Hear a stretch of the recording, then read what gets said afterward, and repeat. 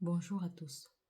Je fais cette vidéo pour rendre témoignage de ce qui m'est arrivé en date du 6 février dernier. J'ai subi une myomectomie. C'est une opération qui a duré pour ma part 4 heures. Et durant cette opération, je me suis vue comme emmenée par une lumière. C'était juste une lumière qui me descendait jusque dans les abîmes, donc jusque en bas, dans un lieu très profond, tout en bas. Donc, arrivé dans ce lieu, la première des choses que j'ai constatées, c'est juste que c'était sale. C'est un lieu sale, hideux, obscur déjà, et vraiment dégradé. Ça n'avait rien, absolument rien de beau. Et tout traînait un peu partout. Il y avait du noir, il y avait du feu, de la chaleur en fait. C'était pas du feu, mais de la chaleur, un peu lorsque comme des braises autour d'une marmite qu'on fait cuire au feu de bois ou au feu de charbon. C'était vraiment comme des braises. C'était chaud. Et à première vue, juste en face de nous, puisqu'on était à une distance, disons, à une distance peut-être d'un mètre ou de deux de ce lieu-là. Et j'ai aperçu une armée sous forme triangulaire. Donc, il y a quelqu'un ici et après, ça se dispatche en forme triangulaire. Vraiment de personnes innombrables. C'était vraiment une grande armée de personnes innombrables à l'apparence dégradée, à l'apparence inhumaine, avec des vêtements déchirés et noirs. Ils étaient tous de noir vêtus, mais délabrés, déchirés. Rien de beau, absolument rien de beau à voir. L'apparence était indescriptible, un peu des gens avec ces trucs, tu comprends pas en fait. Tu comprends pas, des gens amaigris, je sais pas. Et la personne qui était au milieu, un peu comme la chef de tout ça, était une femme. Une femme avec une armure, un peu vraiment comme une guerrière. Une femme avec une armure et je sais pas si c'était des cornes ou quoi, comme ça, c'était vraiment une armure et une longue épée. Ce qui a attiré mon attention, c'était l'épée qu'elle avait en main. L'épée semblait lourde, mais elle la maniait, elle la soulevait comme si c'était une plume, en fait. Mais pourtant, à vue d'œil, quand tu regardais l'écrin de l'épée et tout ça, ça avait l'air lourd. Et elle l'a retiré de son écrin. C'était long, une épée très très longue, métallique, mais pas brillante. Là, et avec un peu comme les défenses d'éléphants. Les défenses d'éléphants que vous voyez souvent, c'était là autour de l'épée. Et elle la tenait ainsi. Et elle a commencé à dire, euh, elle s'adressait à la voix qui était à ma, je sais pas si c'était à la voix, à la lumière qui était à ma gauche. Et elle lui dit, she's a sinner. She's a sinner. Comme pour dire en français, c'est une pécheresse. Et elle dit, she's a sinner, je réclame sa vie. Tu dois me la laisser. Donc, elle a dit d'une voix très forte. Donc, ça a attiré mon attention. Et puis, je me dis, mais qu'est-ce que je fais ici? Je n'ai pas dit un mot. J'étais comme pétrifiée. Je n'ai absolument pas dit un seul mot dans tout ce qui s'est passé.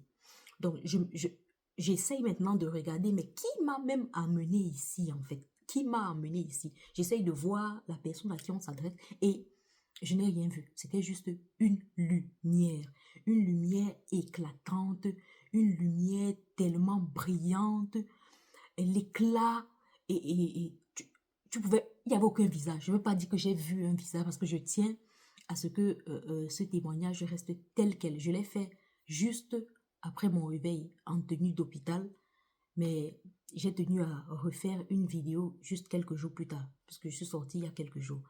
Donc, la lumière répond à la dame en question en disant, ce n'est pas encore son temps. Je ne te la laisserai pas et tu n'as pas le droit de réclamer sa vie. Donc voilà ce que j'entends. Et quand j'entends ça, j'essaye de... je force le regard en fait. J'essaye de forcer le regard pour voir, mais de qui est-ce qu'il s'agit, qui dit quoi, qui parle à ma gauche. qui parle à ma gauche, je ne vois personne, je vois la lumière. Et dès que la lumière dit ça, c'est comme si il y a eu un transfert de lumière sur moi. Donc, une autre lumière est venue se placer juste en bas de mes pieds, maintenant, jusqu'au niveau de ma tête. Une lumière toute brillante et on a commencé à s'élever. Et quand on s'élevait, la femme a continué à dire she's a sinner, mais elle ne pouvait rien faire. Non, la voix ne lui a répondu qu'une seule fois. Une seule fois, la lumière ou quoi, ne lui a répondu qu'une seule fois, pas deux. Il n'y a pas eu de dispute de quoi. Elle disait she's a sinner, c'est une pécheresse, c'est une pécheresse. Lui, il n'en tenait pas compte du tout. Et la voix, vraiment la voix, impossible de dire c'est une femme, c'est un homme, c'est la voix, mon Dieu. On a juste continué à s'élever, à s'élever.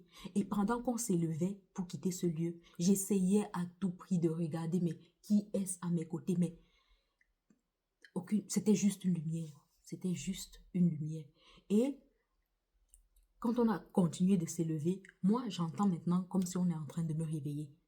Donc, un peu comme si ils ont fini l'opération, mais quelque part dans ce lieu qui pour moi n'a duré que peut-être une expérience de 2 minutes, 3 minutes maximum, c'était comme si dans notre vie, dans notre monde ici, ça a duré 4 heures. Parce que mon opération pour ici a duré 4 heures. De 10 heures à 14 heures et plus. Donc plus de 4 heures. Mais l'expérience que j'ai, c'est comme si ça n'a duré que 5 minutes ou 3 minutes de l'autre côté. Donc on me tapote à 3 reprises, on appelle mon prénom, je me réveille. Et je demande, je vois, il y a des médecins, il y a des femmes et on me dit, are you okay? Are you okay? Are you okay? Et puis, je regarde la dame toute vaseuse et puis je lui dis juste, hey ma'am, please, are we in the heaven? Elle dit, no, we are not in the heaven. Nous ne sommes pas au ciel. Je demande, en fait, si on est au ciel. Elle me dit, non, nous ne sommes pas au ciel. Nous sommes à Blanchfield Hospital Community. Nous sommes à Blanchfield Hospital. Regardez autour de vous. J'essaye de regarder, je vois juste les appareils, je vois les trucs, je suis vraiment vaseuse. J'ai mal à la gorge, je commence à toucher ma mâchoire de ce côté, du côté droit, et puis je me dis, c'est comme si j'ai mal à la mâchoire, je sais pas, et puis je me rendors. Quand je me rendors, je me réveille, je suis juste en salle, je suis déjà en salle de réveil en fait. Donc, j'ai fait cette vidéo juste pour partager mon expérience, ce que j'ai vécu. Je ne sais pas si d'autres personnes l'ont déjà vécu tel que moi je l'ai vécu. On ne m'a pas demandé de venir faire un témoignage. Je ne vais pas dire que la lumière m'a dit va et dis ci ou dis ça. On ne m'a pas demandé de dire quoi que ce soit. Absolument pas. En dehors de ce n'est pas son temps, je ne te la laisserai pas et tu n'as pas le droit de réclamer sa vie. Je n'ai vraiment pas autre chose à ajouter concernant la lumière et la voix que j'ai entendue répondre à la guerrière en question. Donc, je tiens simplement à dire, comme un philosophe, quelqu'un disait, si au soir de notre vie, on se rend compte que Dieu n'existait pas, on n'aura rien perdu, puisque on a juste vécu selon de bons préceptes. Écouter la parole, faire du bien aux gens, rendre le mal par le bien, aimer son prochain, partager, voilà.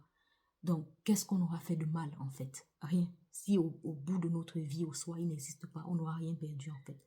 Mais par contre, qu'arrivera-t-il si au bout de notre vie, il existe réellement? Qui nous défendra? Parce que je me dis que moi, j'ai été défendue. Je me dis que quelqu'un m'a défendu.